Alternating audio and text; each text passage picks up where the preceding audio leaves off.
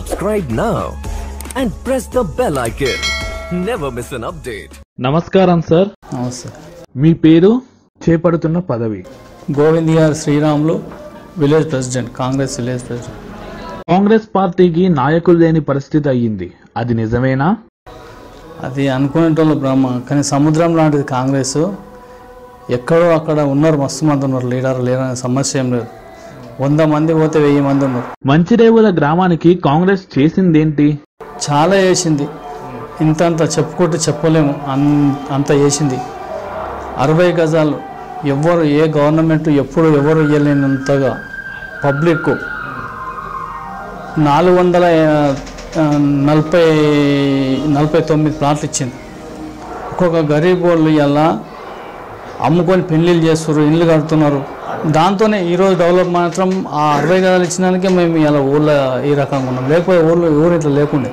చాలా మంది ఇల్లు కట్టుకోరు, చాలామంది పెళ్ళిళ్ళు చేసిర్రు, ఎన్నో రకరకాలు. తల్లిదండ్రికి అన్నం పెట్టకపోతే ఆ ప్లాట్ చూసి ప్లాట్తోనే అన్నం పెడతారు పిల్లలు. ఆ ప్లాట్ అమ్మితే వీళ్ళు మాకు ఇయ్యరేమాట అని చెప్పేసి అట్లా ఎన్నో రకాల అది చేసింది కాంగ్రెస్ గవర్నమెంట్.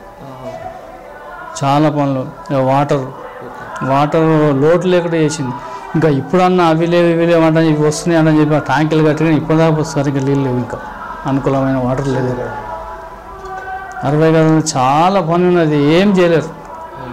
టీఆర్ఎస్ గవర్నమెంట్ వచ్చింది 20% పని చేయలేరు, 80% పని ఉన్న రోడ్లనే మళ్ళీ రోడ్ల మీద మళ్ళీ వేసిరు ఊళ్ళో, పాత ఊళ్ళో. కానీ 60 గజాల ఇంద్రమ్మ కాలనీలో మాత్రం ఏం 20% పని చేసిరు. 20% మొత్తం వాళ్ళు తలుచుకుంటే 100% వర్క్ అవుతుండే. ఊరికి చాలా డెవలప్మెంట్ అవుతుండే, అది చేయలేరు. మంచిరేవుల గ్రామం మున్సిపల్ కిందకి వస్తుందంటారా?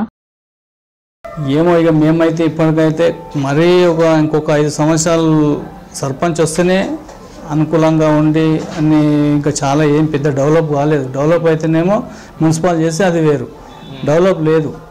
ఏడేసిన అంతా ఖాళీ స్థలం, దాన్ని మొత్తం ఉన్న ఏరియా మొత్తం అంతా ఖాళీ స్థలం. పాత ఇండ్లు ప్లస్ ఇందిరమ్మ కాలనీ మాత్రమే ఇండ్లు కట్టుకోవడం జరిగింది. చాలా ఉన్నది, ఇంకా ఓపెన్ ప్లేసులు మస్తు ఉన్నాయి, ఇంకా ఏం డెవలప్ కాలేదు. కాంగ్రెస్ మీ మండలంలో బలంగా ఉందా? చాలా బలంగా ఉన్నది. వచ్చే ఎలక్షన్లలో ఏ దానికి అది చూస్తే మెజార్టీ మాది కాంగ్రెస్ లీడ్ చూపెడతారు మన మండల్ లెవెల్. ఎంపీ ఎలక్షన్స్ లో కాంగ్రెస్ ఇక్కడ గెలుస్తుందా? ఖచ్చితంగా విజయకేతనం ఎగిరేస్తాం. కౌన్సిలర్ గా మీరు పోటీలో ఉంటారా? ఇంకా అది ఏం చెప్పలేము ఇప్పట్లో, ఇంకా చాలా మంది ఉన్నారు, వాళ్ళందరినీ నిర్ణయం బట్టి ఉంటుంది. మనం ఇప్పుడు దాని గురించి మనం పెద్ద ఆశలు ఏం లేవు. గ్రామాభివృద్ధికి మీరు ఇచ్చే హామీ ఏంటి? అంటే గవర్నమెంట్ వచ్చినాక చాలా చేసేటి, ఇప్పుడు ఏదైతే వర్క్ ఉన్నదో ఇందిరమ్మ కాలనీ కానీ, మాకు వాటర్ ప్రాబ్లము చాలా, ఈ రోడ్లు వేసినాయి, వర్కులు అవి ఇవి చాలా ఉన్నాయి. అవన్నీ ఏది లేకుండా నీట్గా చేసేస్తాం కాంగ్రెస్ గవర్నమెంట్ వస్తే. ఇన్నేళ్లలో మీరు గ్రామానికి చేసిందేంటి? అంటే మా వంతుగా అంటే మాకేం అధికారం అయితే నేనైతే ఇప్పటిదాకా ఏ పదవి అనుభవించలేదు. ఇప్పుడు విలేజ్ ప్రెసిడెంట్ తీసుకొని మేము ఒక 2.5-3 సంవత్సరాలు అవుతుంది. పబ్లిక్ అంటే ఏదైనా అవసరం పడితే మనం అందుబాటులో ఉంటాం, ఏదానికైనా పోతాం వస్తాం, అన్నిట్లలో అది చేస్తాం. టీఆర్ఎస్ పనితీరు ఎలా ఉంది? మళ్ళీ వచ్చినా గంతే, అది ఏమి చేసేది ఏముండదు. చేసింది అంటారు. మా ఊరి కాడికి లెక్క చూస్తే ఏం చేసింది ఏం లేదు. ట్యాంకులు కట్టించింది, 2 ట్యాంకులు, మిషన్ భగీరథ కింద 2 ట్యాంకులు కట్టించింది. ప్లస్ ఉన్న రోడ్ల మీద మళ్ళీ రోడ్లు వేసింది. టీఆర్ఎస్ పథకాల మీద మీ అభిప్రాయం? పథకాలంటే అందరికీ అందేటి అయితే ఏం లేవు. అంటే ఎక్కడో అక్కడ కొన్ని లోటుపాట్లు జరుగుతూనే ఉంటాయి.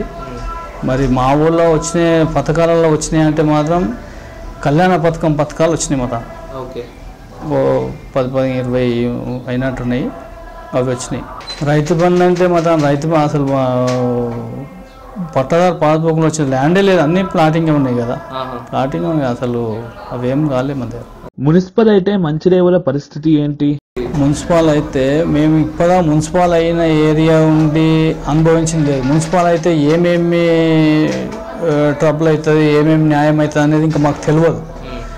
మాకు సర్పంచ్ యథావిధిగా సర్పంచ్ ఉంటే మాకు ఏంటంటే ఇంకొక 5 సంవత్సరాలు ఉంటే అందరూ ఒక అభివృద్ధి బాటలు నడుస్తుంది, అందరూ మంచిగా అయిపోతారని. ఆ తర్వాత మున్సిపాలిటీ చేసుకున్నామని పెద్ద పడేది ఏముండదు. అభివృద్ధి పనులు జరుగుతాయా అనేది ఎంకసిరి విషయం. మేమైతే మున్సిపల్ అయినాక కొన్ని ఏరియాలో కాలేవంటని తెలిసిరు. అందుకని మాకు సర్పంచ్ ఉంటేనే నిలదీసి అడగొచ్చు, ఏదైనా చేసుకోవచ్చు అన్నట్టు, దగ్గర ఉంటారు అన్నట్టు. అట్లా మీ దగ్గర కాంగ్రెస్లో అభిప్రాయ భేదాలు ఉన్నాయా? పార్టీ ఉన్నా కానీ మేము విలేజ్లో మాత్రం ఎవరు ఇప్పుడు మా దానిలోకి గెలిచి కాంగ్రెస్లో గెలిచి టీఆర్ఎస్లో పోయినా కానీ మా విలేజ్ లెక్కలో మాత్రం ఎవరికోరు అభిప్రాయ భేదాలు ఏమి ఉండవు.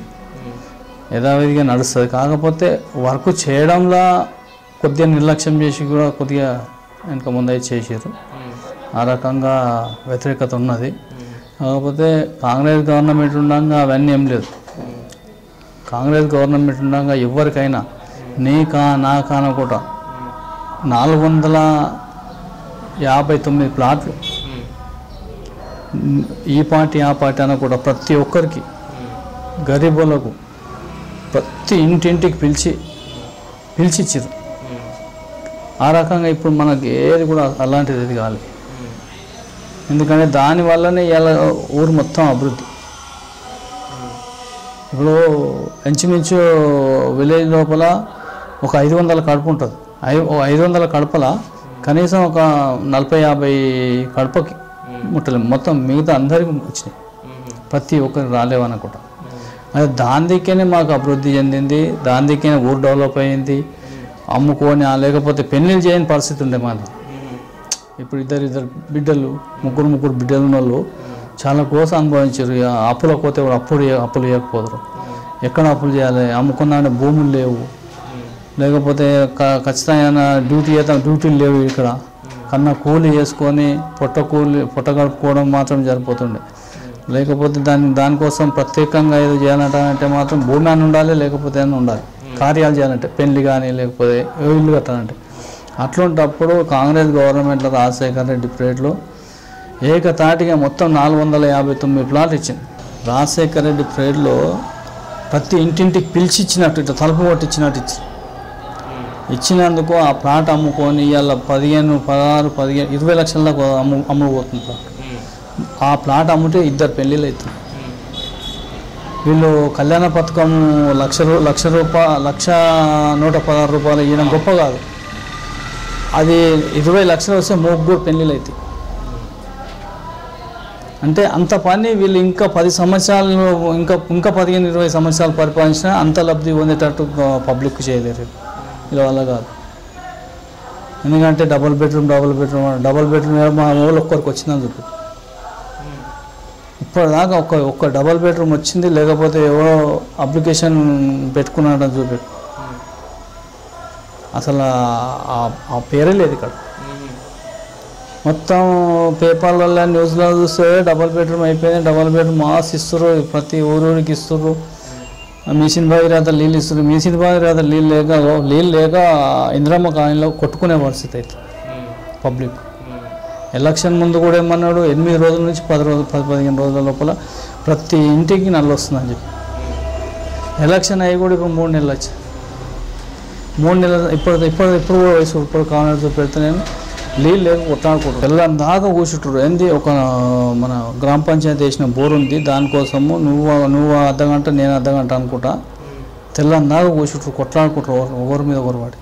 నీకంటే నాకంటే నీకు, నీ టైం అయిపోయింది నా టైం అయిపోయింది కొట్టుకుంటారు. తెల్లని రాత్రి 12-1 రాత్రి కూడా కొట్టుకుంటారు. అటువంటి పరిస్థితి అయిపోయింది. వాటర్ మిషన్ భగీరథ అప్పుడే దాపుతామని ఇప్పటిదాకా మాకే దాపలేదు. మీ గ్రామంలో డ్రైనేజీ పరిస్థితి ఏంటి? డ్రైనేజీ విలేజ్ ఇక్కడ పాత విలేజ్ అయింది. ఇందిరామ కాలనీలో సగం కాంగ్రెస్ గవర్నమెంట్ ఉన్నప్పుడు చేసింది డ్రైనేజ్ లైన్. ఇప్పటిదాకా లైన్ లేదు. ఎట్లా అట్నే ఉన్నది. ఎన్నో రకాల ఇంకా మేము ఇంతో మట్టి పోసుకొని పోయినాము. ఫస్ట్ అసలు రోడ్లు లేకపోతే మట్టి పోసుకొని పోయినాము. కొద్దిగా ఒక మెయిన్ రోడ్ ఒక 100 మీటర్లు అంత మెయిన్ రోడ్ పోసిర్రు. ఏది సిసి రోడ్ అది అట్నే ఉన్నది. వాటర్ లైన్లు లేవు, ఏమీ లేదు. వాటర్ లైన్ మళ్ళీ వేసిన మెయిన్ రోడ్ను తవ్వి పాడు చేసి అది మళ్ళీ దాన్ని పొక్కలు కూడా మళ్ళీ మూసేయలేదు. ఎట్లున్నా అట్నే ఉన్నది. అక్కడ కనీసం 20% కానీ ఎక్కువ కాలేదు అక్కడ వరకు. ఇంకా 80% 80% చేయమంటాను మస్తుగా గ్రామ పంచాయతీ కాడ చెప్తే, సర్పంచ్కి చెప్తే, ఎంపీపీకి చెప్పినాము, మా వైస్ ఎంపీపీకి చెప్పినాము, అందరికి చెప్పినాము, లీడర్లకు అందరికి చెప్తే కూడా ఇది ఇప్పుడు రాళ్ళలో ఉన్నది, ఇది ఇప్పుడు కాదు అప్పుడు కాదు ఇప్పుడు కాదు ఇట్నే జరుపుకుంటూ వస్తుంది. ఇందిరమ్మ కాలనీ పరిస్థితి ఏంటి? మా ఇందిరమ్మ కాలనీ అభివృద్ధి కోసము మినిస్టర్ రోడ్డు భవనాల శాఖ మినిస్టర్ మహేందర్ రెడ్డి వస్తే 2 సార్లు వినతి పత్రం ఇచ్చాం. ఎమ్మెల్యే గారు వస్తే 3 సార్లు వినతి పత్రం ఇచ్చాం. అసలు మొన్న ఎలక్షన్లో వచ్చింది కానీ మరి ఆయన చూసిండా చూడలేడు ఆయనకి తెలియాలి, కానీ ఆ చేసిన పాపన ఓలేరు. మినిస్టర్ వస్తే అయితే ఖచ్చితంగా దాన్ని స్పందించాలి కదా, ఏంది ఇది అంటని చెప్పి. అసలు దాని గురించి మళ్ళీ అసలు పేరెత్తలేదు, ఏమైంది ఏం సంగతి అని వాడు అడిగిన పాపన ఏమనంటే మేమే పోయి అడుక్కొని అది కావాలి ఇది కావాలని చెప్తాము. ఆ చెప్పిన దాన్ని కూడా ఒకటి చేయడం ఒకటి చేయకపోవడం చాలా అంటున్నా కదా. 20% మాత్రం అయింది, 80% అట్నే ఉంది. అసలు వీళ్ళు కరెక్ట్ మనసు మీద పెట్టి చేస్తే 80% అవుతుంది, 20% మిగిలొచ్చు. Subscribe now and press the bell icon. Never miss an update.